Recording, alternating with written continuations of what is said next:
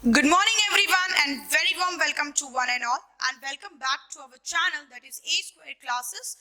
We are up to the next session of your ecology and the pursuing on to the second chapter of your ecology sessions, that is ecosystem. Clear? We are up to almost ending of these sessions, more 2 lecture classes bacha, and that's all. We are done with ecosystem, and then we will move on towards the biodiversity and conservation, the beautiful chapter of your ecology. Clear? We have learned ecosystem in a very well-versed manner, and we are moving on further. So let's begin with the class. Before I go with next session of your ecosystem class, last class I have taught you pyramids of ecosystem. They are also called as Eltonian pyramids. Write down, पूछा हुआ question है, बताया भी है बेटा जी मैंने, ठीक है? And it was given by Charles Elton, ठीक है? Last class में सब समझा के पढ़ा के भेजा था मैंने आपको, इसी दिन के लिए भेजा था। और उस पिरामिड में, इकोलॉजिकल पिरामिड में, मैंने आपको पिरामिड ऑफ नंबर समझा दिया था, ठीक है? क्लियर था? आज 2 पिरामिड देखेंगे, उसके बाद बढ़ जाएंगे हम लोग न्यूट्रिएंट साइकिल पे। वेरी इंपॉर्टेंट साइकिल और वेरी इंपॉर्टेंट कुछ क्वेश्चंस जो इंपॉर्टेंट पूछे जाते हैं उस पे। So give the heading as ecological pyramid continuation today, and we have to study 2 more ecological pyramid, ठीक है? ecological pyramid exist, 3 चीजें होती है इसमें। कौन कौन सी चीजें होती हैं? पिरामिड ऑफ नंबर, जो कि हम देख चुके हैं प्रीवियस क्लास में। पिरामिड ऑफ बायोमास की हूं, आज हम लोग पिरामिड ऑफ बायोमास देखने वाले। सो give the heading as pyramid of biomass. It is amount of biomass present। बेटा पिछले क्लास का कुछ पूछू? आप लोग कहोगे यस मैम पूछिए। Pyramid of number can be upright, downward और बोथ। आप लोग कहोगे बोथ। अपराइट का एग्जांपल सबसे पहला एक अच्छा एग्जांपल मैंने दिया था, grassland ecosystem. And then inverted या फिर डाउनराइट का जो मैंने एग्जांपल दिया था बेटा, मैंने आपको पैरासाइटिक बोला था। पैरासिटिक इकोसिस्टम जो एस्टेब्लिश होता है ना, और फिर मैंने आपको बताया भी था कि पैरासाइट किसी भी पर्टिकुलर ट्रॉफिक लेवल पे नहीं आते हैं, they do occupy there host trophic level, इसलिए उनका अलग से कोई ट्रॉफिक लेवल नहीं होता है। क्लियर? समझ में आया? चलो।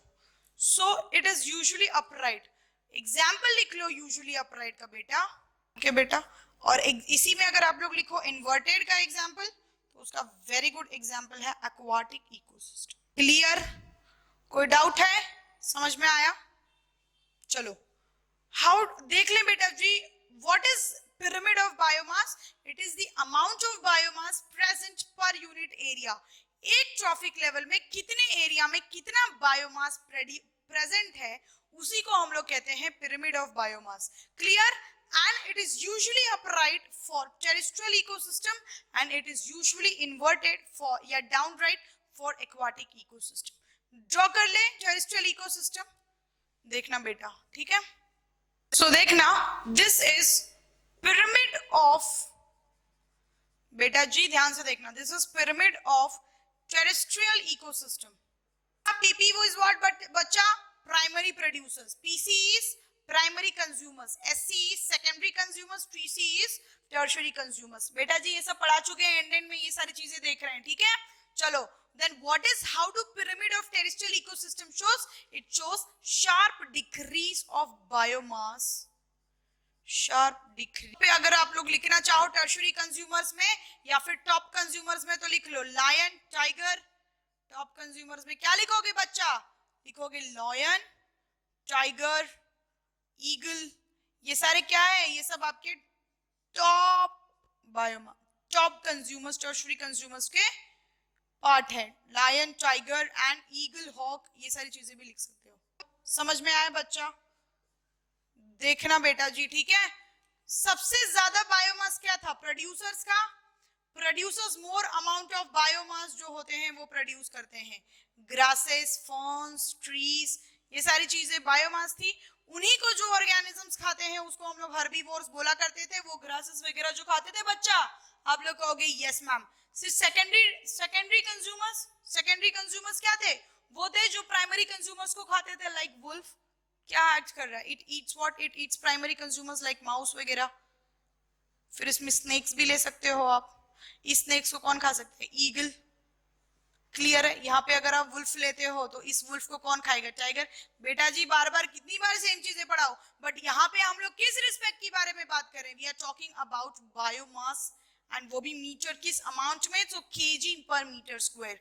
क्लियर है, this is what, how much amount of production happens at this level, per trophic level पे पर यूनिट एरिया पे कितना प्रोडक्शन हो रहा है, उसी को हम लोग पिरामिड ऑफ बायोमास कहते हैं। क्लियर, समझ में आया कॉन्सेप्ट, आप लोग कहोगे यस मैम समझ में आ गया है। क्वेश्चंस इससे पूछे कैसे जाते हैं बेटा जी, आपसे पूछ देगा कि is there a chances of pyramid of biomass can be upright, inverted or both, आप कहोगे both। ये pyramid कैसा होता है, and what you see a terrestrial decrease at the top, terrestrial ecosystem, या फिर आप लोग इसका एग्जाम्पल ले लो बेटा जी, terrestrial ecosystem में आपको ये जनरली दिखेगा कि वो वहां तक जाते कि वो डिक्रीज हो जाता है इसका बायोमास एट दी टॉप। और टॉप कंज्यूमर्स कौन कौन से लिखवाए मैंने बेटा जी, lion, tiger, eagle, hawk. Clear, there is a case when this pyramid is inverted, और उसी को हम लोग किस कंडीशन में पढ़ते हैं बेटा जी, we read in the condition of aquatic ecosystem। लिख लो, मिटा दो वो नीचे का, चलो जी हम लोग aquatic ecosystem। aquatic ecosystem में हमने देखा कि जो प्रोड्यूसर्स हैं वो लो है विद कंपेयर टू कंज्यूमर्स। देख सकते हैं आप लोग, मैंने कहा यस, ये आपके प्रोड्यूसर्स हो गए, नंबर है ये क्या है, ये 4 है, इनका जो नंबर है वो क्या है 21 ले लो। विद कंपेयर टू प्रोड्यूसर्स आपके amount of number of consumers ज्यादा है, तो जनरली क्या होता है, यहाँ पे कितने बायोमास प्रोड्यूस हो रहे हैं, डिक्रीज है यहाँ का बायोमास, ये 4 है ये 21 है। प्रोड्यूसर्स की अगर मैं एक्वाटिक प्रोड्यूसर्स की बात करूं तो फाइटोप्लैंक्टन लिखना बेटा, फाइटोप्लैंक्टन, एंड कंज्यूमर्स की बात करूं तो 21 लिख लो बेटा, जू प्लैंक्टन। कोई डाउट, तो एक चीज तो आपको क्लियरली देख के समझ में आ गई है कि the biomass of zooplankton is more with compared to the biomass of phytoplankton, as well as standing crop। बेटा प्रीवियस स्ट्रक्चर ऑफ इकोसिस्टम का वीडियो देखो, क्लियर हो जाएगा व्हाट इज स्टैंडिंग क्रॉप, मैंने पढ़ाया है ये चीज, ठीक है। Standing crop of zooplankton is more with compared to, बेटा ये क्वेश्चंस आपको दिखेंगे ऑप्शंस में, ठीक है। ये जो लाइनिंग है, ये लाइन लिखवाई ना मैंने, standing crop of zooplankton is more in aquatic ecosystem than phytoplankton। और ये ऐसा किस में होता है बच्चा, मैं कहूंगी ये ऐसा इसमें होता है, aquatic ecosystem में होता है। That's all about our pyramid of biomass। Give the very last heading of your ecological pyramid, that is pyramid of energy। Clear, समझ में आया pyramid of biomass, तो अगला लिखो pyramid of energy। मिटा दूं, आप लोग कहोगे yes ma'am. pyramid of energy, pyramid of energy, this says that it is the rate of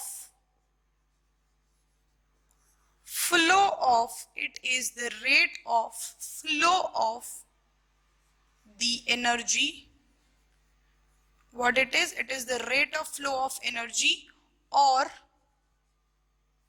the productivity per unit area, productivity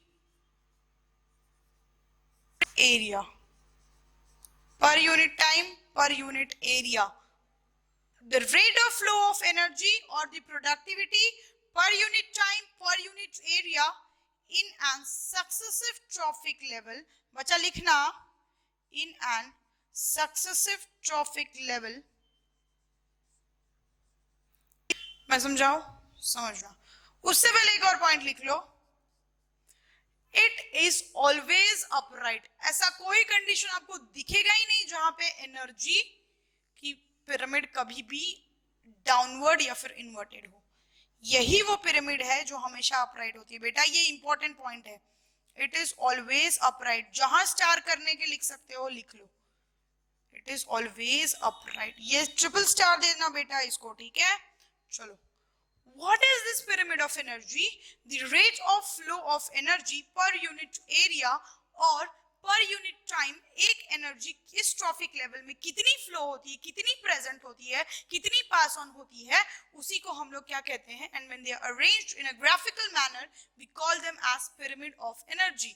और ये जो पिरामिड ऑफ एनर्जी है बच्चा, वो हमेशा अपराइट होती है। डायग्राम से primary producers, primary carnivores, secondary carnivores, tertiary carnivores, ठीक है। पीपी लिख ले, पीसी, एससी, टीसी। कमेंट करके बताओ बेटा जी, पता है ना, होश में रहना सब, सोना मत, ठीक है। चलो, प्रोड्यूसर्स की एनर्जी हमेशा ज्यादा होती है, एक्सेप्टेड। क्यों ज्यादा होती है? क्योंकि ये प्रोड्यूसर्स क्या करते हैं, प्लांट से अपना फूड, वो अपना फूड खुद बनाते हैं with the help of what, with the help of sunlight. और यही फूड, यही एनर्जी ट्रांसफर होती है इस लेवल पर, इसी फ्लो को इस लेवल पे, इसी फ्लो को इस लेवल पे। तो क्या आपको दिख रहा है, it is a what, it is flow of the energy और the productivity per unit area. Definition समझना, flow of energy, transfer of energy, कितनी एनर्जी प्रोड्यूस हुई, कितनी फ्लो हुई, उसी को जब हम पिरामिड के फॉर्म में रिप्रेजेंट करते हैं बेटा जी, उसी को हम लोग क्या कहते हैं, pyramid of energy. At the producers बेटा there is 1 lakh joules of energy। कितना है बेटा जी, यहाँ पे 1 lakh joules of energy है। Again 1 lakh joules it is transferred into 10,000, ठीक है। Again 10,000 it is transferred into 100 joules of energy, again it comes 10 joules of energy। बेटा जी इससे आपको एक चीज तो समझ में आई, क्या आई, लिंडमैन्स की लॉ याद करो बच्चा, लिंडमैन्स लॉ क्या था, वो only 10% of transfer of energy हो रही थी। इसमें देखा आपने, प्रोड्यूसर्स के पास 1 लाख जूल ऑफ एनर्जी है, वो ट्रांसफर होकर के कितनी हुई बच्चा, 10,000, again it is become as 100, again 10 joules।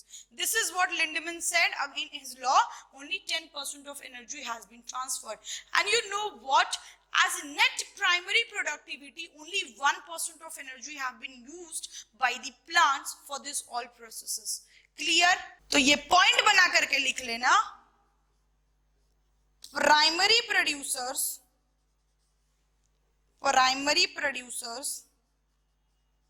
convert only 1% of energy from sunlight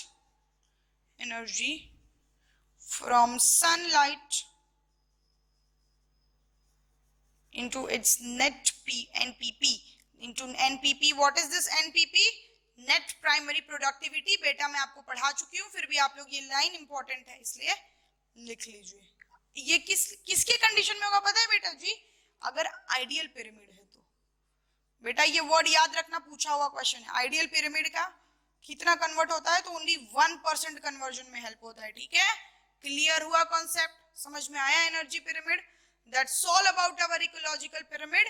We have done and dusted it very beautifully and I guarantee, yes बेटा जी इससे भूलना मत, ये जो एनर्जी पिरामिड है वो हमेशा अपराइट होती है, क्योंकि एनर्जी हमेशा प्रोड्यूसर्स की ज्यादा होती है विद कंपेयर टू कार्निवोर्स की। क्लियर?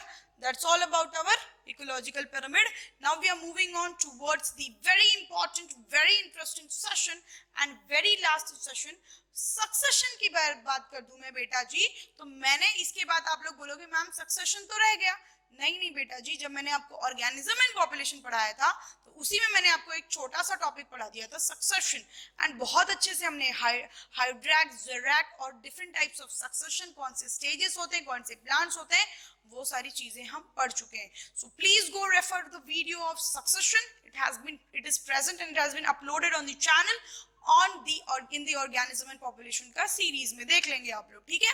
चलो, so now we are moving on towards the last session of your ecosystem, that is nutrient cycle, and in this we will see, I will teach you the very important cycle, that is phosphorus cycle, carbon cycle, nitrogen cycle, water cycle. Oxygen cycle भी पढ़ना है, but मैं छोटे छोटा सा एक concept मैं आपको समझा दूंगी। वाटर और ऑक्सीजन के केस में आप छोटे छोटे से समझ लोगे। इसमें से सबसे इंपॉर्टेंट बेटा 2 ही साइकिल्स है, एक नाइट्रोजन है, एक फॉस्फोरस है। क्लियर, समझ में आया? नाइट्रोजन साइकिल भी बच्चा मैं आपको 11th में पढ़ा चुकी हूँ, आप लोग जाकर के वो वीडियोस या फिर वो पन्ने पलटे। So give the very first heading as nutrient cycle. मिटा दो, चले। Give the next heading as nutrient cycle. Nutrient cycle तो पढ़ ही लेंगे, चलो मैं आपको पढ़ाऊंगी अच्छे से। इकोलॉजिकल पिरामिड में से आप में से मुझसे किसी ने ये नहीं पूछा मैम ब्रायोफाइट्स का तो आपने बता दिया कि वो कोई ट्रॉफिक लेवल इंक्लूड नहीं करते, but what about ma'am saprophytes, आपने पूछा मुझसे। सो मैं आपको बताती हूँ बच्चा, दिस सैप्रोफाइट्स का जो कॉन्सेप्ट है ना, this saprophytes though it is very very important, then too it is not considered into what, into the energy pyramid या फिर इटोलियन pyramid, ठीक है? Though it is important, then too it is not considered. दूसरी चीज, एक ही species अगर 2 different trophic level occupy करती है उसको भी हम लोग इकोलॉजिकल पिरामिड में नहीं पढ़ते।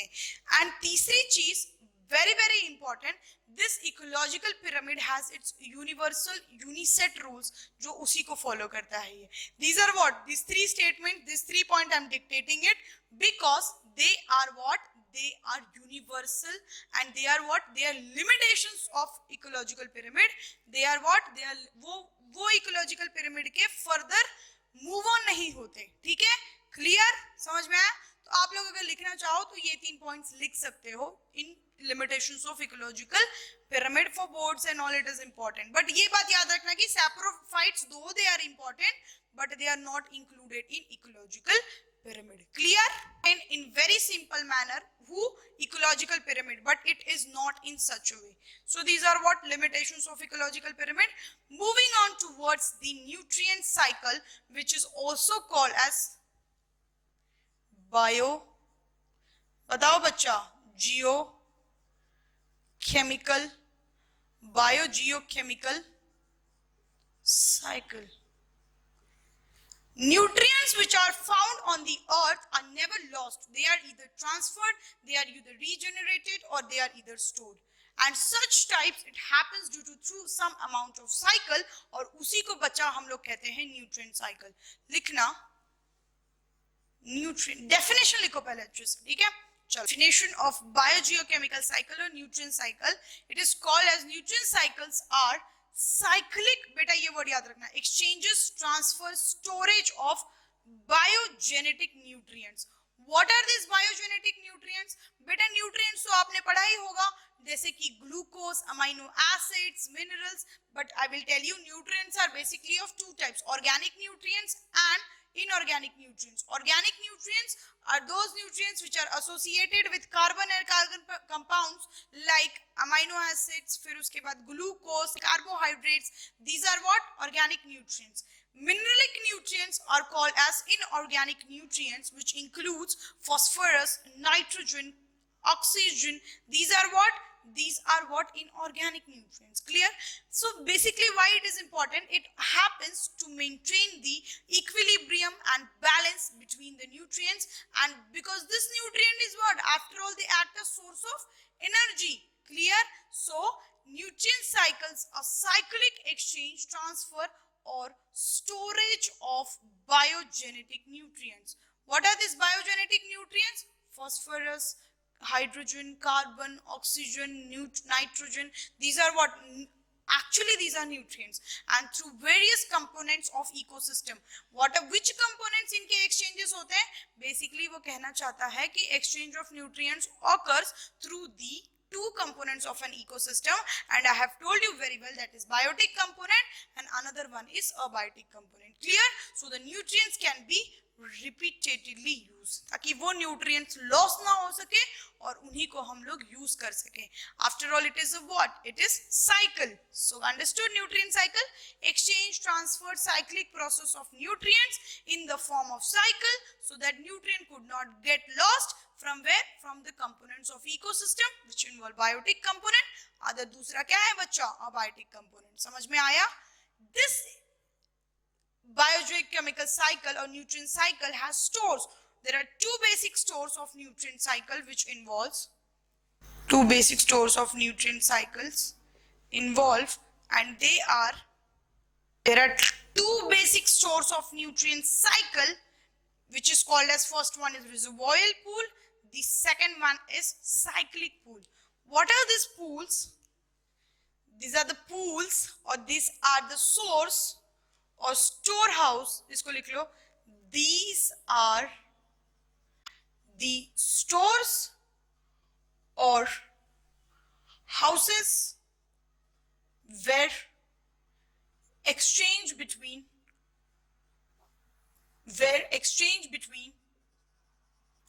the components of very good example of stores are reservoir pool की अगर हम लोग बात करें, रिजर्वॉयर पूल की हम लोग बात करें बेटा जी, तो वो जैसे कि it transfers the material to cycle pool, cycling pool. इसका काम क्या होता है? ये रिजर्वॉयर पूल, जैसे कि मैं आपको बताऊं, फॉसिल्स ज्यादा अमाउंट में प्रेजेंट है ना बेटा जी, समझ में आया? ये जब मिनरल की डेफिशिएंसी होती है, then again it transfer to cycling pool, and through this cycling pool the minerals comes into the atmosphere, or either you can say it as environment. इसको आप लोग environment भी कह सकते हो. Reservoir pool, which involves two types of pools, which involve reservoir pool and cycling pool. Again it goes into the atmospheric environment. Clear? किस में जाता है बेटा जी? वो एटमॉस्फेरिक एनवायरनमेंट में जाता है. ठीक है, समझना कैसे? जैसे कि मैं आपको बता दूं what is this reservoir pools. जैसे कि फॉसिल्स हो गए, पेट्रोलियम हो गए, जहां पे large amount of mineral present है, जहां पे large amount of resources available है. फिर वही अगर मैं साइक्लिंग पूल की बात करूं, तो जैसे कि आप लोग रिवर्स ले लो, जो सोर्स ऑफ वाटर एक्ट करता है. वाटर एक सोर्स हो गया, वो किससे मिलता है? रिवर से. तो ये रिवर से कुछ चीजें मिलेंगी, कुछ गैसेस मिल जाएंगी, जैसे कि ऑक्सीजन, नाइट्रोजन, ये सारी चीजें इससे मिलेंगी. तो इसी को हम लोग क्या कहते हैं? Cycling pool. जहां रिजर्वॉयर से साइक्लिंग पूल तक आता है, और फिर साइक्लिंग पूल से एनवायरनमेंट में आता है. क्लियर हुआ? This is reservoir is large source but slow transfer of, इसको बोल दे सोर्सेस या फिर resources. The cycling pool is बेटा जी less resources but transfers fast. यहां पे बहुत ज्यादा सोर्स से पहले ही प्रेजेंट था, इसने साइक्लिंग पूल को दिया. साइक्लिंग पूल ने एनवायरनमेंट या फिर एटमॉस्फेयर को. सबसे ज्यादा किसमें प्रेजेंट है? रिजर्वॉयर पूल में. वहां से ये किसमें आया? साइक्लिंग पूल में. फ्रॉम साइक्लिंग पूल क्या करता है? एक तो इसके पास लार्ज सोर्स है, पर इसका कितना है? How do it transfer? It transfer slowly. वहीं पे अगर साइक्लिंग पूल की बात करें, तो बेटा जी it is large source but it transfers. How it is less resource but it transfers faster, या फिर in a fast way.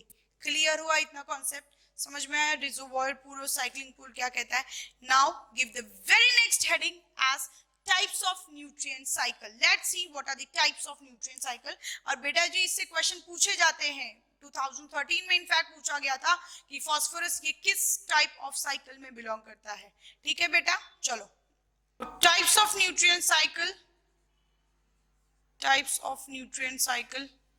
is basically of two types is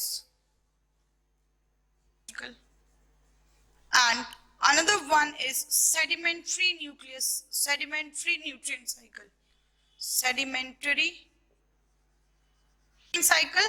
और इसमें क्या है बेटा जी? gaseous nutrient cycle. When exchange of source or nutrients to a biotic or between, लिख लेना बेटा जी, occurs between biotic to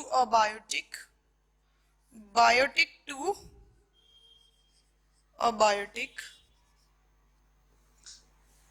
and it is nutrient cycle, such type of nutrient cycle,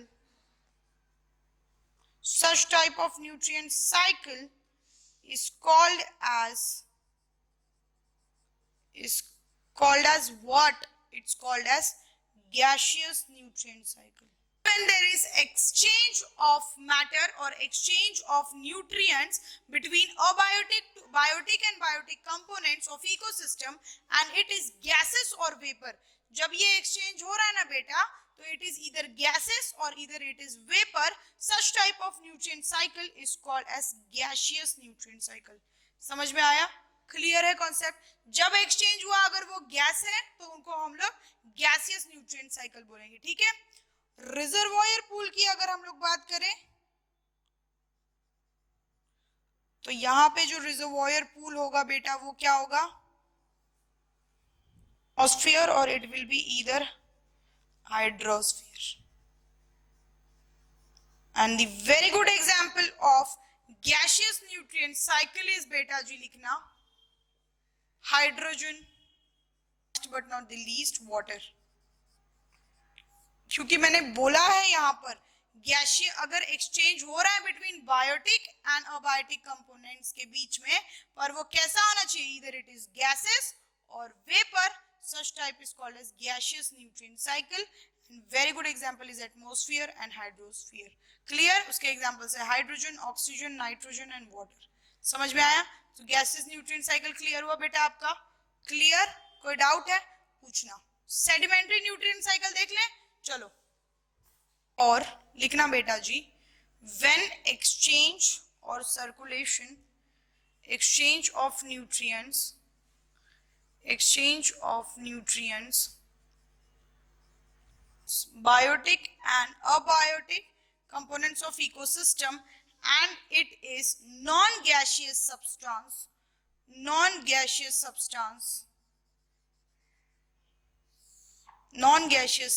highlight करना.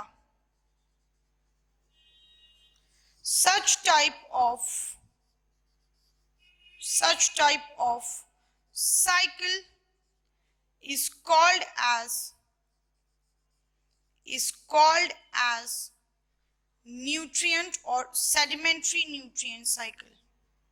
Sedimentary nucleus cycle. Exchange of nutrients occurs between biotic and abiotic component and it is non-gaseous substances. Such type of cycle is called as sedimentary beta ji nutrient. हाँ मेरे बच्चे, sedimentary nutrient cycle. They are called as sedimentary. जब वो gases नहीं है बल्कि वो कोई mineral है, वो कोई ions है, and then it occurs the transport exchange in a cycle. Such type of cycles are called as sedimentary nuclear cycle and the very good example of it is, उससे पहले मैं आपको बता दूं इसका जो रिजर्वॉयर पूल है ना, अगर ये एटमॉस्फेयर, लिथोस्फीयर है, हाइड्रोस्फीयर है, तो बेटा जी यहाँ का जो रिजर्वॉयर पूल है ना, reservoir pool that is lithosphere. Very good examples of it are बच्चा. कौन कौन से उसके एग्जांपल्स पता है? मैं बताती हूँ. फॉस्फोरस, कैल्शियम, मैग्नीशियम, जिसमें से आपको सबसे इंपॉर्टेंट फॉस्फोरस याद रखना है. ठीक है बेटा? टाइप्स ऑफ न्यूट्रिएंट साइकिल समझ में आया? रिजर्वॉयर पूल और फिर कूलिंग पूल, साइक्लिंग पूल समझ में आया? वैसे ही मैंने सबके एग्जांपल्स बताए. अगर आप पूछोगे मैम ऐसा कोई न्यूट्रिएंट है जो फिर दोनों दिखाता हो, गैसियस या फिर सेडिमेंट्री, आई से yes. And which one is that? That is sulphur. Star point लिख करके लिखना बेटा. बोथ टाइप्स लिख लो बेटा. Both types of nutrient cycle, that is gaseous as well as sedimentary. So लिखना sulfur shows both types of nutrient cycle, that is gaseous and sedimentary, both gaseous and sedimentary. Clear है? समझ में आया बेटा जी concept? Types of nutrient cycle two type में divide किया, gaseous and sedimentary. Gaseous में वो जब एक्सचेंज होता है और वो गैस होते हैं तब. सेडिमेंट्री में कब? जब बायोटिक और अबायोटिक में वो नॉन गैसियस गैशियस सब्सटेंसेस होते हैं लाइक फास्फोरस, कैल्शियम, मैग्नीशियम. इसका रिजर्वॉयर पूल लिथोस्फीयर होता है, इसका एटमॉस्फेयर एंड हाइड्रोस्फीयर होता है. कुछ एग्जांपल्स है हाइड्रोजन, ऑक्सीजन, नाइट्रोजन, वाटर. उसके कुछ एग्जांपल्स है phosphorus, calcium and magnesium. And then we are going to see, when we have seen that sulfur shows both type of nutrient cycle, that is gaseous and sedimentary as well. Most acceptable and most faster nutrient cycle is gaseous nutrient cycle. तो यहाँ पे एक star point देके लिख लेना, gaseous nutrient cycle is बेटा जी, gaseous nutrient cycle faster and most acceptable. It occurs also in a unified way. Clear? Nutrient cycle heading डाला. What is nutrients? What are its reservoir pool? What are its cycling pool? How it comes in environment or atmosphere? Then we have seen types of nutrient cycle. Now we are moving on towards the very next session, components of nutrient cycle. We are moving on towards the components of nutrient cycle, and we'll see what are the components of nutrient cycle. So give the heading as components of nutrient cycle. What are the components of nutrient cycle? It involves basically three types of components, that are input, output and internal nutrient cycle. लिखना बेटा, internal nutrient cycle या फिर internal cycle. So I said there are three components of ecosystem which involves input, output and internal nutrient cycle. Input component of ecosystem or input nutrient cycle component involves an ecosystem which receives the nutrient from the surrounding. वैसा ecosystem जिसको nutrient surrounding से मिला और फिर वो खुद के अंदर store करके रख सके, and it stores them for further use through biological process. Such type of nutrient is called as what? It is called as input. What it is called as? Input nutrient, or it is called as input component. बाहर से उनको nutrient मिली, वो खुद के लिए store करके रखते हैं, and that process is called, the storage of a process inside them is called as input nutrient system. Clear? The very good example of it is wet deposition and dry deposition. Wet deposition अगर उनका कैसे होता है, the main important है ये बेटा जी, ठीक है. Wet deposition occurs through rainfall and dry deposition it occurs through dust fall, biological fixation, nitrogen fixation on weathering of rock. ये सारी चीजें मैं आपको पढ़ा चुकी हूँ. वेदरिंग ऑफ रॉक सॉइल में नाइट्रोजन फिक्सेशन हम लोग 11th में देख चुके हैं, and dust fall and rainfall तो बेटा इसमें कुछ दिक्कत ही नहीं, आपको एक्सेप्टेड है ये. सो ये सब क्या है, ये सब तो सोर्स है जो अपने अंदर वो न्यूट्रिएंट स्टोर करके रख सकते हैं. क्लियर हुआ? Input component, they get the environment, they get the nutrient from the environment, they store inside them for their own benefit, that is called as input nutrient system. Now I talk about output nutrient system. It is said that, इसका definition लिख लेना बच्चा अच्छे से.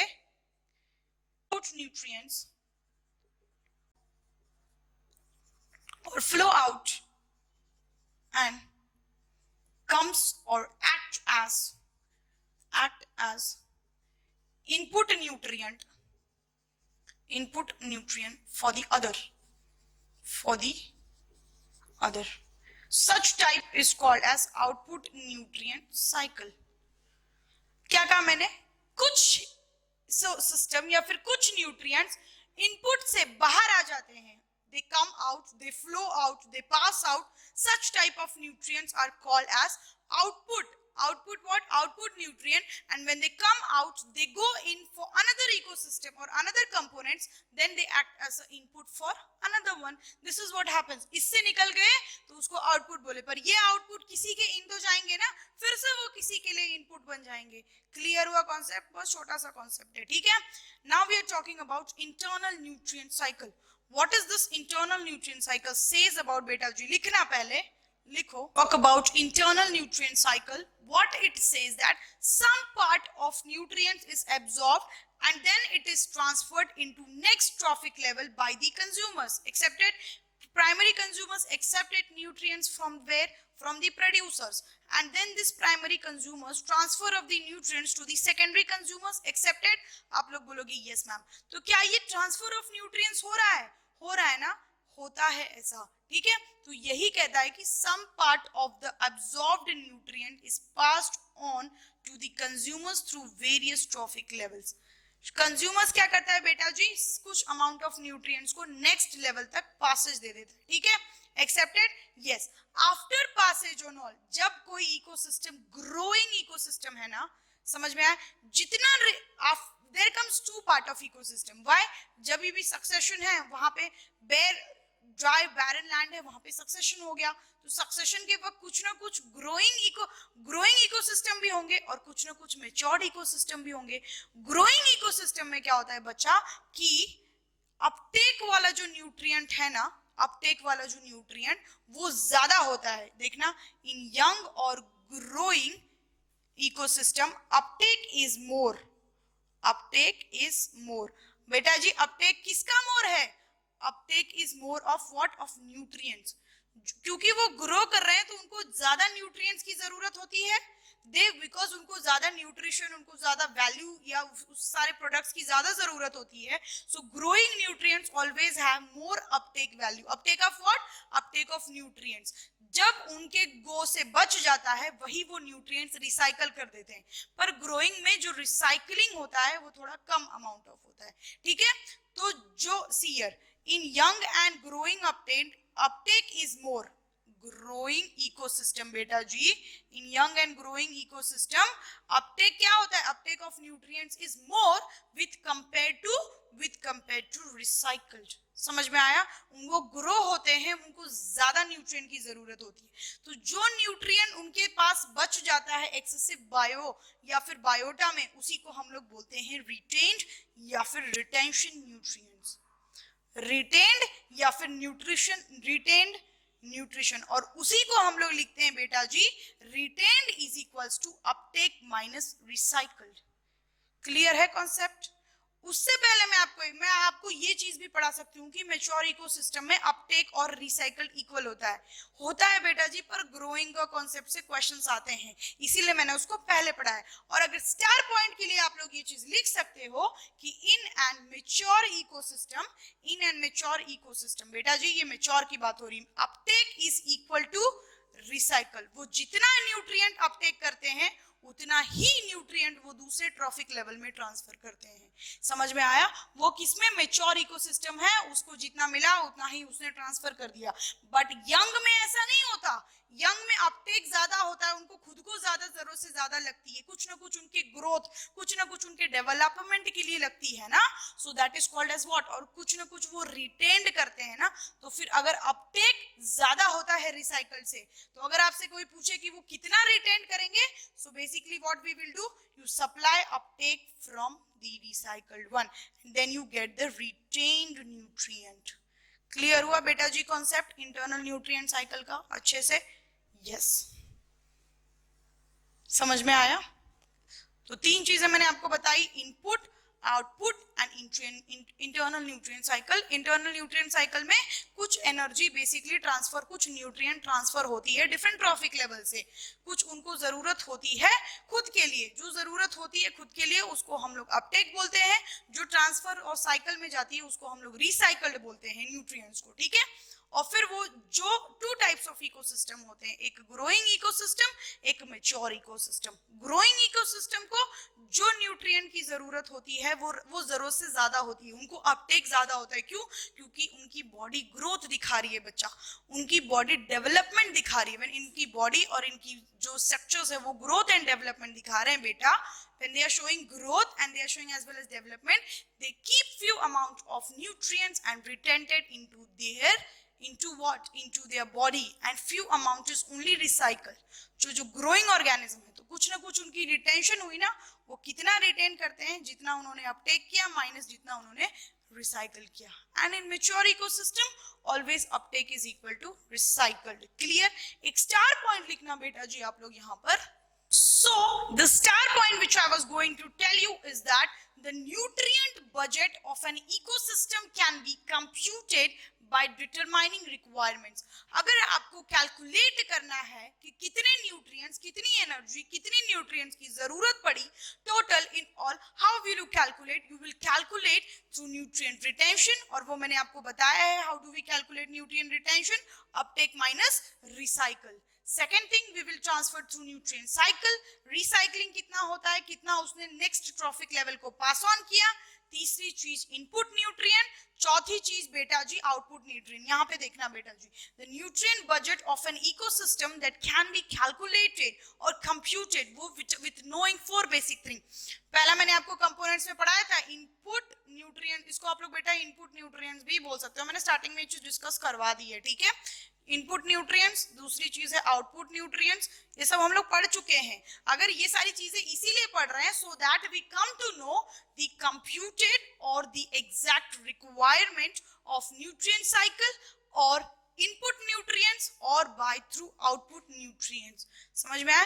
तो ये सारी चीजें और न्यूट्रिएंट साइकिल और न्यूट्रिएंट रिटेंशन, ये सारी चीजें पता करने के बाद हमको ये चीज पता चल जाती है कि what amount of nutrients actually they are transferred, what is the value, how what is the data.